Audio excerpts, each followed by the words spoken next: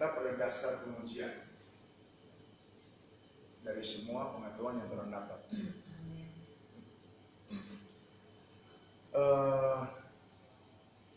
Paulus bilang, aku mempunyai keyakinan yang kuat, yang kokoh di dalam Injil. Gimana itu?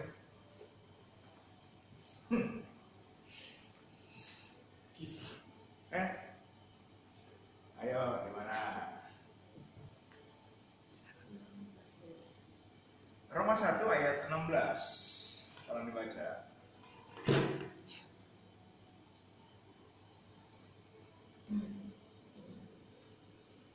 Sebab aku tidak malu akan Injil Kristus, ya. Karena Injil itu kuasa Elohim yang menyelamatkan setiap orang yang percaya, ya. Pertama-tama bagi orang Yahudi dan juga bagi orang Yunani. Ya.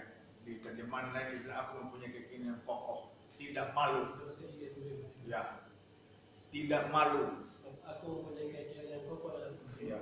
Karena Injil adalah kekuatan Allah yang ya. menyelamatkan setiap orang yang percaya, pertama-tama orang Yahudi, tetapi juga orang Yunani. Amin. Orang Yunani bergerak dengan akal. Injil yang kita pelajari atau dengar atau kita baca adalah Injil yang sebenarnya masuk akal. Iman Kristen adalah iman yang masuk akal, yang logis, yang rasional. Alkitab adalah buku sejarah berdasarkan fakta-fakta, bukan mitos, ya. Bukan cerita legenda. Ya. Jadi sangat disayangkan kalau orang Kristen dilarang berpikir. Ya. Sangat disayangkan kalau ada yang bilang jangan gunakan akal. Justru kita harus gunakan akal. Ya. Karena Yesus sendiri bilang bahwa kasihilah Tuhan Allahmu, kasihilah Yahweh Elohimmu dengan segenap akal budimu, segenap pikiranmu. Paulus mengatakan bahwa aku memiliki pikiran Kristus. Dengan pikiran Kristus inilah kita mengerti bahwa alam semesta ini diciptakan oleh tokoh intelektual yang bersembunyi di atas sana. Jadi kita harus gunakan akal kita. Iman Kristen kalau jadi gini, kalau orang mengatakan bahwa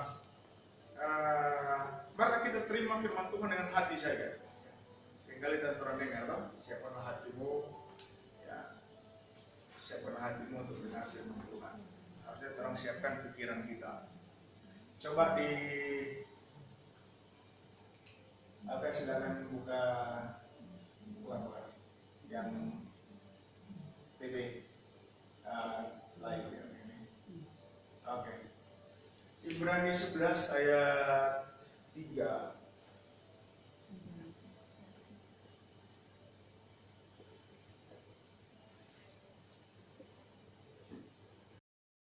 Karena beriman maka kita mengerti.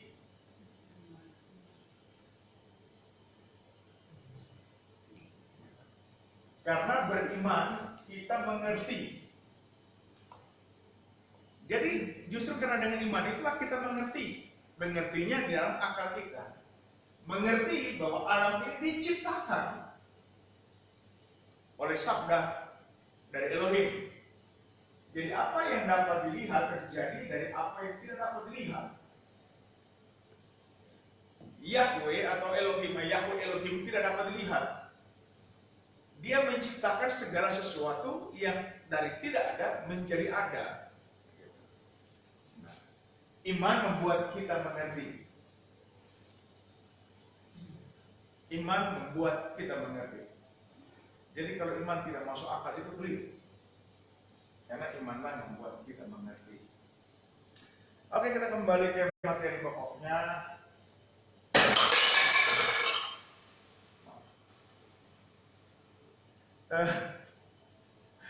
Jadi ya ini materinya agak serius ya. Flat Earth dan geosentris dalam perspektif biblikal. Kita mulai saja.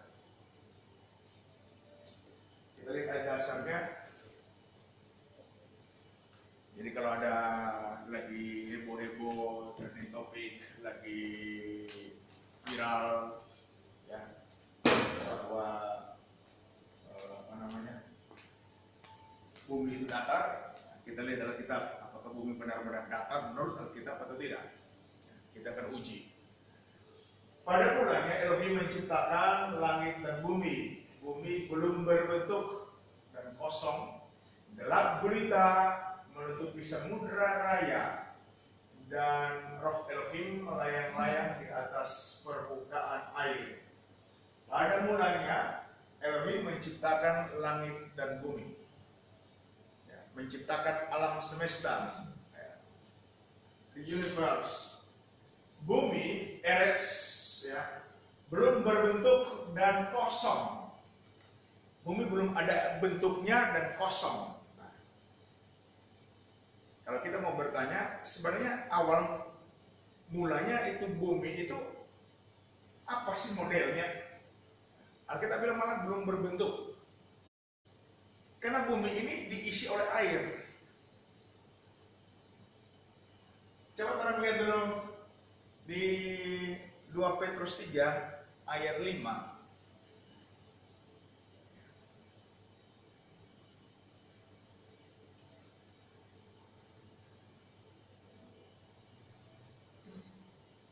Mereka sengaja tidak mau mengaku bahwa dahulu kala Allah menciptakan langit dan bumi, di atas bumi dijadikannya dari air dan dengan air. Jadi awalnya bumi itu diisi dengan air, itu tuh belum berbentuk. Yahweh meletakkan dasar bumi, dasar saja diletakkan sebagai wadah, kemudian dia taruh air. Belum berbentuk. So itu rohnya melayang-layang di atas permukaan air. Kalau wadahnya miring, air bisa bertampah enggak? Ini logis saja. Tidak mungkin air bertampah di wadah yang miring, dia akan tumpah. Jadi kalau saudara melihat drop earth-nya seperti ini, kalau itu kan isi air semua di sini, ini airnya mau taruh yang di mana? Di miring.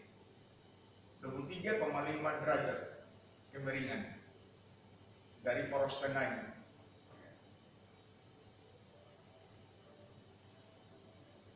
Jadi secara logika praktis, logika sederhana, drop earth ini tidak memenuhi apa yang dikatakan oleh Alkitab. Bumi dijadikan dari air. Nah kalau wadahnya miring begini, airnya dari mana? Ditaruh di mana? Oke, kita lanjut. Jadi ini bukti bahwa bumi dijadikannya dari air. Jadi roh Yahweh berlayang-layang di atas permukaan air. Oke. Ya.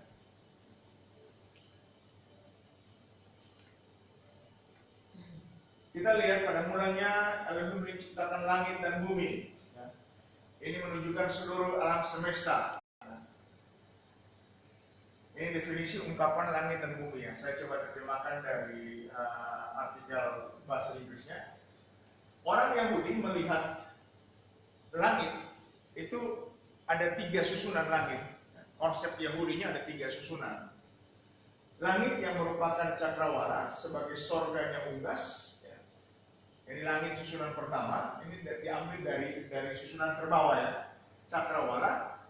Yang ada sorganya unggas, Kejadian 2 ayat 19. Tolong dibaca dulu. Kejadian 2 ayat 19. Ini pandangan dari orang Yahudi ya, tentang langit. Langit ada 3 susunan. Maka ia mengambil sedikit tanah dan membentuk segala macam binatang darat dan binatang udara. Semuanya di bawah Elohim kepada manusia itu untuk melihat nama apa yang akan diberikannya kepada binatang-binatang itu. Itulah asal mulanya binatang di darat dan di udara mendapat namanya masing-masing. Ini binatang ini yang di udara itu disebut sebagai unggas yang terbang di udara. Manusia yang kasih nama semua, binatang di darat dan di udara. Oke, kita kembali ke slide-nya. Ada kejadian 7 ayat 3. Kejadian 7 ayat 3, kemudian ada ayat 23. Jadi susunan pertama, langit tingkat pertama ini ya, yang disebut juga sebagai cakrawala, itu sorganya unggas, ya, unggas atau burung-burung berterbangan di atas, ya.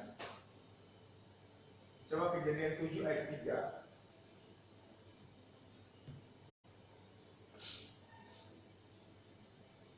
Oke. Biar terjemahan baru saja. Ini terjemahan lama. Terjemahan Indonesia ya. Juga dari burung-burung di udara 7 pasang, jantan dan betina, supaya terpelihara hidupnya keturunan di seluruh bumi. Jadi disebut burung-burung di udara, di cakrawala. Ya. Tingkat langit terendah menurut konsep orang Yahudi. Oke, kita kembali ke slide. Nah, yang kedua, ya, langit tingkat kedua adalah langit yang penuh dengan bintang. Ulangan 17 ayat 3.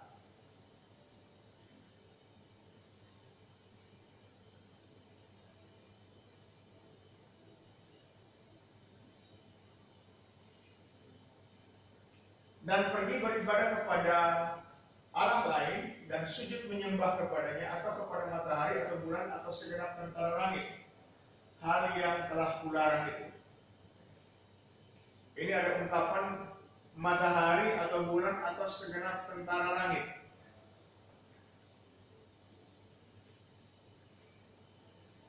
Kalau orang coba lihat di kembali ke Kejadian, Tuhan taruh ini bulan bintang di mana? Kejadian 1 ayat 14, 15. Ya, oke. 14. Berfirman Elohim, jadilah benda-benda penerang pada cakrawala untuk memisahkan siang dari malam. Biarlah benda-benda penerang itu menjadi tanda-tanda yang menunjukkan masa-masa dan yang tetap dan hari-hari dan tahun-tahun. Dan sebagai penerang pada cakrawala, biarlah benda-benda itu menerangi bumi. Maka Elohim menjadikan kedua benda penerang yang besar itu, yakni yang lebih besar untuk menguasai siang dan yang lebih kecil untuk menguasai malam, dan menjadikan juga bintang-bintang. Ya, tempat bintang-bintang berada menurut konsep Yahudi itu adalah langit tingkat kedua. Langit tingkat kedua. Oke, kita balik ke slide. Yang ketiga adalah langit di atas segala langit, atau langit ketiga. Langit di atas segala langit. Coba Ulangan 10 ayat 14.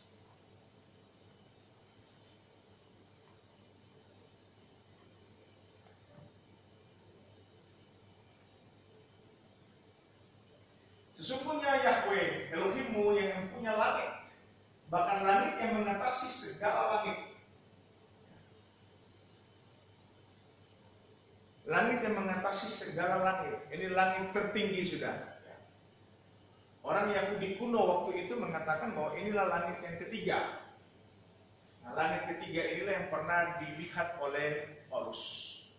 2 Korintus 12 ayat 2.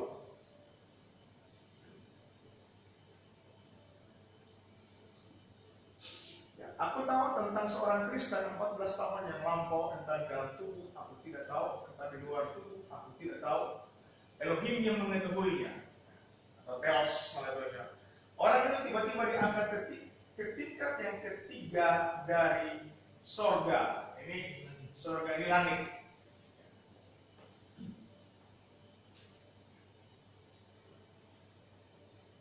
Oke, kita ke slide apa yang dilihat oleh orang Yahudi. Kita lewat dulu itu sebentar. Kita lihat ini apa yang dilihat oleh orang Yahudi. Nah, ini dia. Yang orang lihat seperti ini. Yang orang punya konsep susunannya. Jadi ada burung-burung di bawah tingkat sini, kemudian ada apa namanya nih, matahari, bulan, bintang. Nah di atas sini ini ada air berkumpul. Ini langit ketiga, di atasnya ini tuh tahta yang Yeskiel dan Yohanes di Pulau Patmos ada lihat. Bentuknya seperti ini.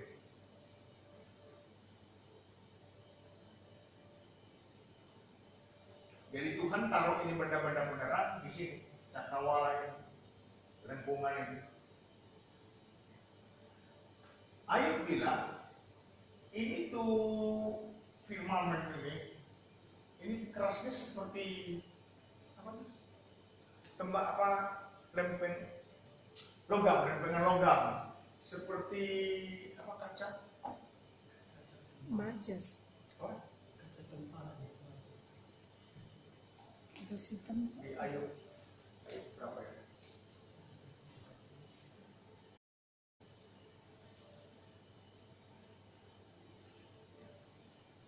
Coba cari ya. Ayub berapa tadi? Jadi rupanya di sini Tuhan taruh ini cakrawala. Ini kerasnya seperti ini, firmamentum. Ini dia taruh, ini keras. Kamu dia taruh air di atas sini.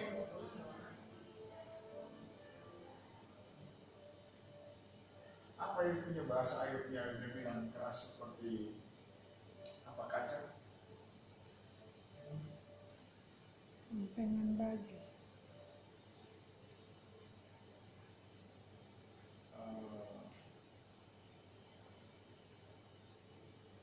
Ayub berapa ya?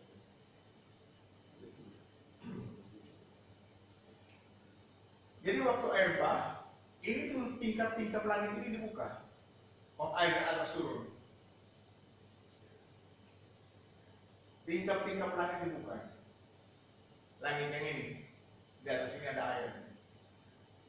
Ini menurut pandangan orang Yahudi kuno.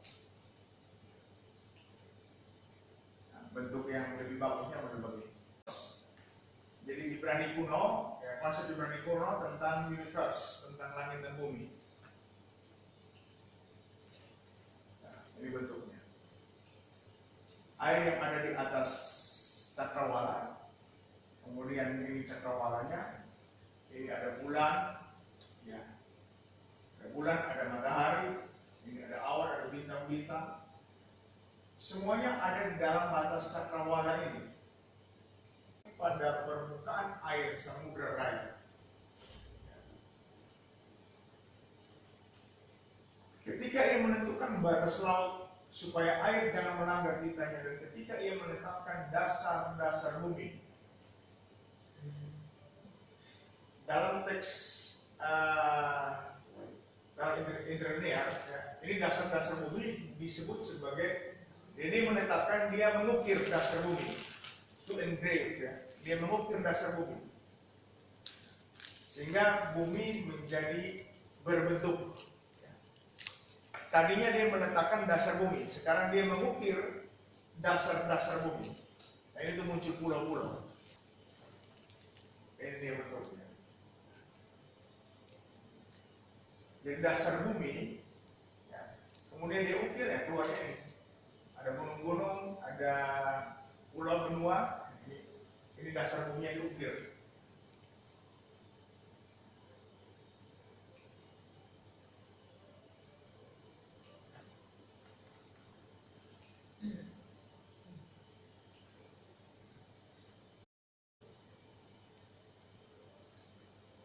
Nah, kita menegaskan begini, ya, Yahweh mendirikan anjungnya di langit dan mendasarkan kubahnya di atas bumi. Kubah atau cakrawala itu ada di atas bumi. Kalau bentuk buminya seperti ini, bola dunia, ini kubahnya di mana? Sebab dia bilang kubahnya ditaruh di atas bumi. Kalau mungkin tidak ada kubah, tidak ada kaki langitnya itu. Ini bentuk firmament, ya, yang cakrawala ini, ya, bentuknya seperti ini, ditaruh di atas bumi. Bumi ini seperti cakram bentuknya atau piringan disk, ya Anda tahu itu CD atau DVD piringannya, bentuknya seperti ini, bulat pipih. Kemudian dia buatlah cakrawala. Jadi bentuknya melengkung. Ini yang kita bilang. Ditaruh kakinya di bawah. Kemudian ditaruh di benda-benda penerang di atas ini, di seputar sini.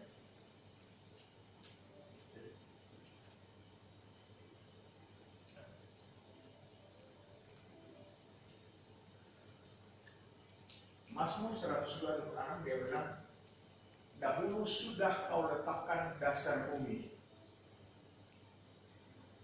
Jadi kalau lihat dalam teks interior Yunani-nya, dahulu ini dia pakai akhir. Pada mulanya dia letakkan dasar bumi. Dibikin dasar dulu, diisi air, kemudian dia mulai membentuk dasar-dasar bumi, mengukir bentuk munculnya pulau-pulau. Dalam bahasa Alkitabnya, biarlah air itu berkumpul satu tempat. Coba terang lihat Kejadian pasal 1.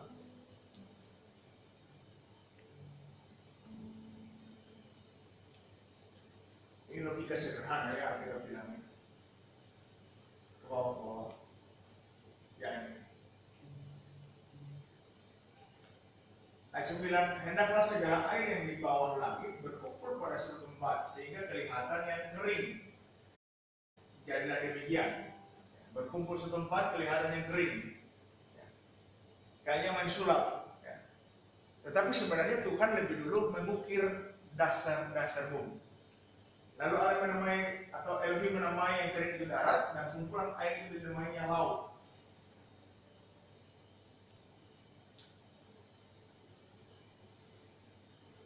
Dahulu sudah kau letakkan dasar bumi. Ditaruh dasar, taruh air di atas, kemudian dia mengukir dasar-dasar bumi. Coba ke teks aslinya Pak. Amsal 8 tadi. Amsal 8.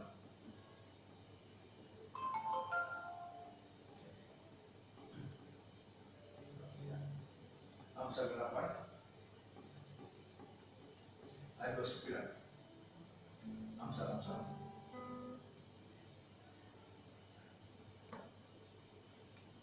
ayat 29. Dia ukir dasar-dasar. Ini dasar-dasar. Oke, coba lihat sini. Appointed, ya. Klik. Katak.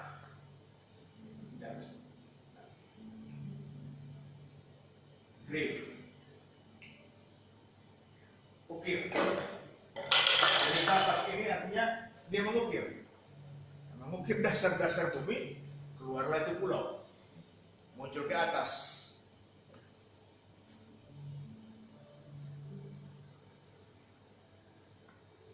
Ini kerja logika sederhana.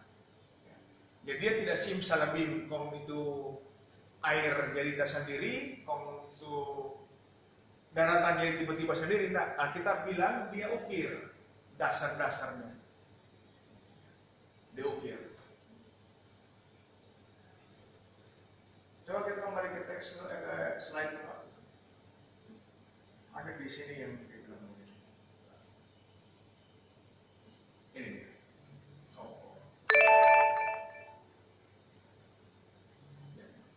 Tanganku juga yang meletakkan dasar bumi. Yang dasar bumi diletakkan dengan tangannya. Ini menurut Alkitab ya, penggambaran. Tanganku juga meletakkan dasar bumi dan tangan kananku membentangkan langit.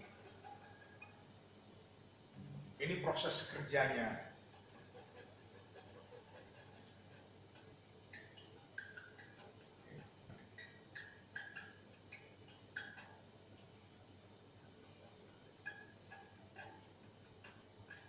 Nah, di Yesaya 40 ayat 28, akhirnya tulis begini, tidakkah kau tahu dan tidakkah kau dengar, Yahweh ialah Elohim kekal yang menciptakan bumi dari ujung ke ujung.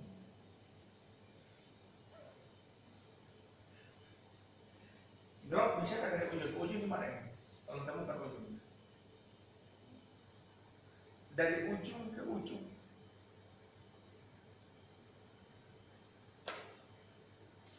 Coba lihat di internetnya Pak.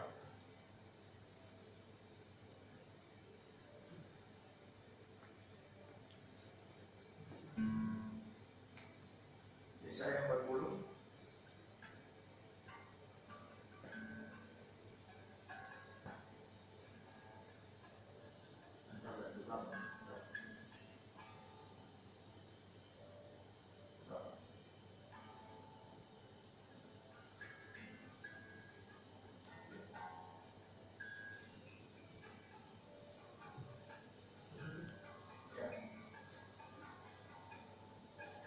Yesaya 40 ayat 28.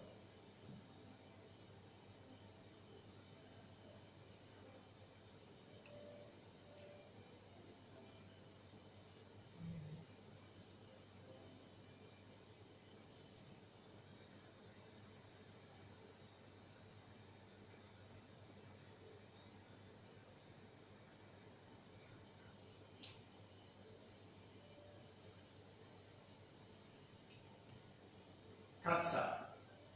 Coba lihat katsa. Ya, ini katsa. Ini artinya edge. Tepi. Dari tepi ke tepi. Kalau ini ada ke tepi.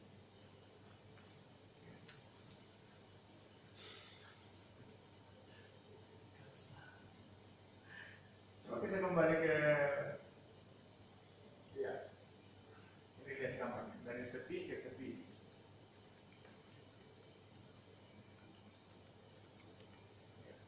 Jadi Yahweh Elohim menciptakan bumi dari ujung ke ujung, tepi ke tepi. Ini tepi semua. Kalau ini bukan logika, DP mobil bukan datar. Kalau ditaruh air berarti kayak palung. Ini bukan datar. Iya, itu kayak palung, tapi setelah dia muncul kan dia datar di atas. Karena datar ini bicara tentang tanah, permukaan, datar, permukaan. Cuma kalau ada itu kan Ya. gimana ya? Jadi setelah dia Ada taruh wadah air, kan, kayak wadah tuh. ya, Kalau air nggak muntah itu dia nggak nampung dong, meluber dia kalau nggak. jadi bentuknya kan ini dibawa ke bentuknya mana ini bentuknya?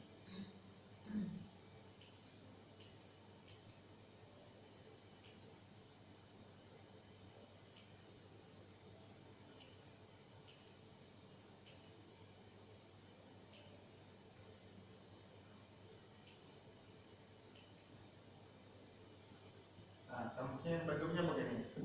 Dia di bawah sini kan, ini tuh di dasar taruh air. Baru dia ukir tuh dasar-dasar dia ukirnya, muncul tuh gunung-gunung tuh di atas, pulaunya itu muncul di atas. Saya mau muncul, air tak bisa sendiri 2/3 bumi ini kan terdiri dari air, ya kan? Nah, tapi ada kering tuh semua tuh pulau-pulau yang kalau di blok sini kan lebih ketambah di banyak. Ini yang kalau menurut Alkitab dia datar, karena munculnya di permukaan, datarnya permukaannya. Gitu. Ini begini, datar di permukaannya. Ini sama dengan tadi yang dibilang itu di tambah wadahnya, ya. Yang air dalam kedalaman Dari kalau, atas dia datar. ya di atasnya di datar. Nah, baru permukaannya begini.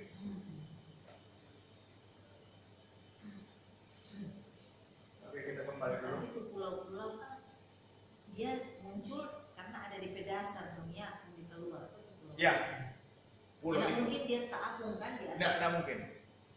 Karena air semua, makanya kita bilang dengan tangan itu aku mengukir dasar-dasar yang di dasar-dasar bumi itu diukir sebenarnya itu dasar pulau, itu pulau, kaki pulau.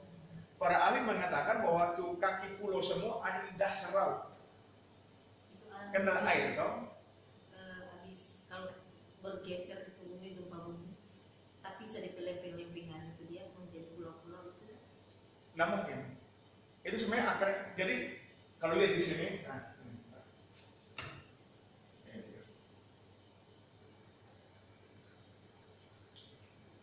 Yahweh telah mendasarkan bumi di atas tumpuannya sehingga tak akan goyang untuk seterusnya.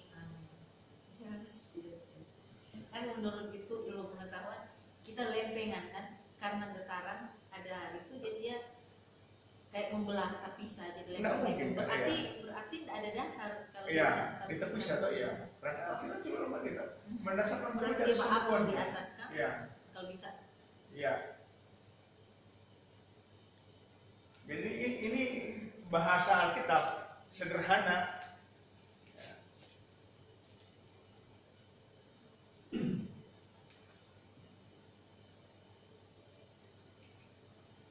Jadi sekali lagi ilmu pengetahuan gagal ya. Gagal, ya. Tidak sesuai dengan Alkitab. Kita jadi gini, tidak mungkin Yahweh memberikan kitab sucinya, firmannya, kemudian ini omong kosong gitu. Kalah dengan ilmu pengetahuan. Berarti dia tidak pasti disebut sebagai firman. Kan gitu. Logikanya begitu kan. Kalau ilmu pengetahuan lebih benar daripada Alkitab, berarti itu Alkitab itu bukan firman. Itu dongeng. Dibentangkannya utara di atas tempat yang hampa dan digantungkannya bumi ini pada tiada sesuatu. Jadi tadi dia bikin kemudian digantung di tanpa yang hampa, tiada sesuatu. Ada atas, ada bawah. Kalau begini tidak ada atas, ada bawah, tidak ada. Di mana ke atas? Ini miring.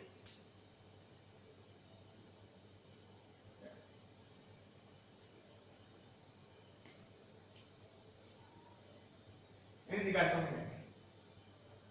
Jadi taruh dasar on digantung. Ayub 6 ayat 7 bilang dia letakkan di atas ini, punya tahta di atas ini. Kalau dia tengkap tuh, ditaruh tahta di atas kampaan, kemudian digantung di bumi, di tiada sesuatu di bumi mau tak gantung. Jadi model begini.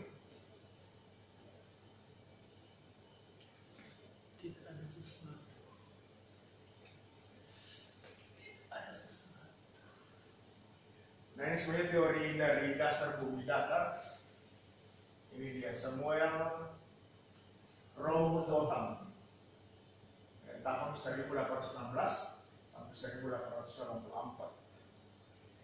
Dia memeriksa Alkitab. Jadi kalau dibaca terpendam, dia diabaikan. Pria asal Inggris.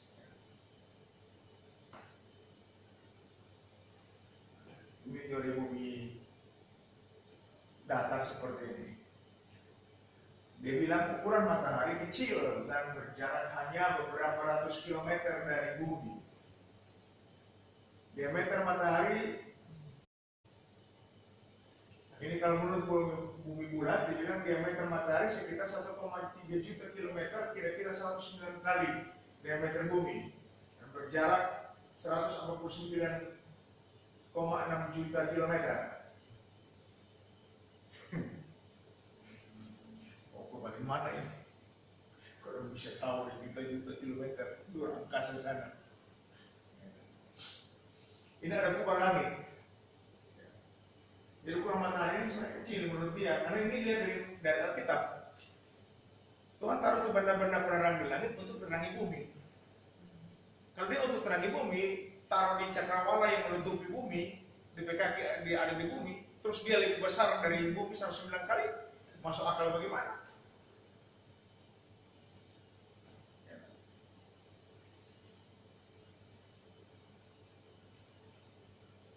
Ini dia bilang kubah langit yang sangat kuat melindungi. kubah langit. Tapi menurut ilmu pengetahuan adanya lapisan atmosfer, bukan kubah bumi.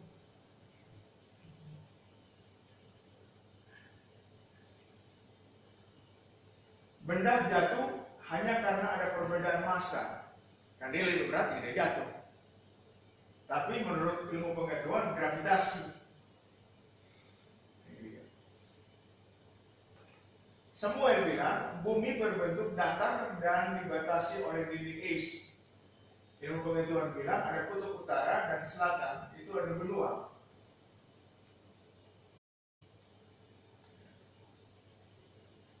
Ini pemikirannya, ini berdasarkan Alkitab. Dia bilang bumi adalah pusat semesta. Alkitab bilang begitu. Ilmu pengetahuan bilang bumi bukan pusat semesta dan bergerak mengelilingi matahari.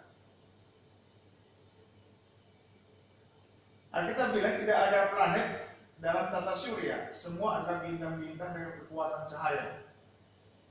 Ini ilmu pengetahuan bilang ada planet lain. Tahu dari mana? Ada planet lain. Dan pilih planet bagaimana?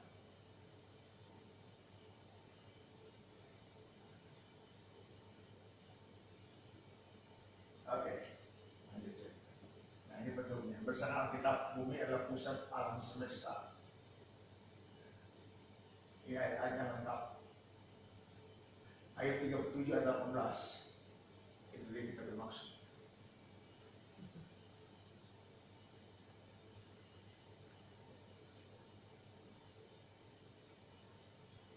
Ayat 37 ayat 18. Cermin tuangan. Menyusun awan menjadi cakrawala sekeras seperti cermin tuangan. Jadi di atas lapisan itu ada air di atas, penahan. Situ waktu air bah, kan Alkitab bilang dia membuka tingkap-tingkap langit. Itu jendela langit dibuka karena ada air di atas. Untuk supaya bisa tahan ini air gambarkan sebagai apa tadi? Cermin tuangan. Cermin tuangan. Dalam terjemahan lain sekeras lempengan logam. Dia tahan itu air.